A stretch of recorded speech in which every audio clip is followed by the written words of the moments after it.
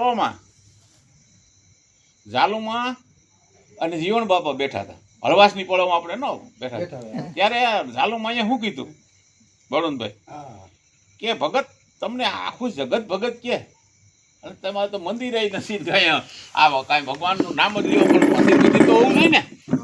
હે તો આમ કેમ?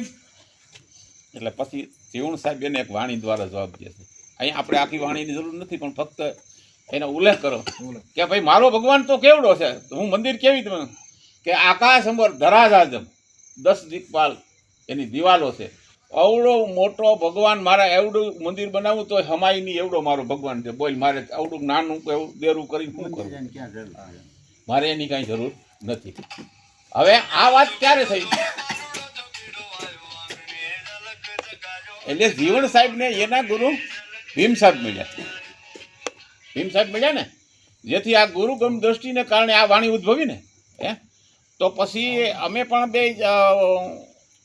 પતિ પત્ની બેઠા હતા તો હંસાને મેં કીધું કે હું એ તો જીવણ સાહેબને તો ગુરુગમની દ્રષ્ટિથી આ વાણી બોલ્યા તો આપણે જયદેવ મહારાજ મળ્યા. હે જયદેવ મહારાજ મળ્યા તો આપણો અનુભવ શું? એને ભગવાન વિશે વાત કરવી, મારો આપણો ભગવાન છે તો તમારી કલ્પના શું? હે પછી એક ઉદ્ભવી વાણી,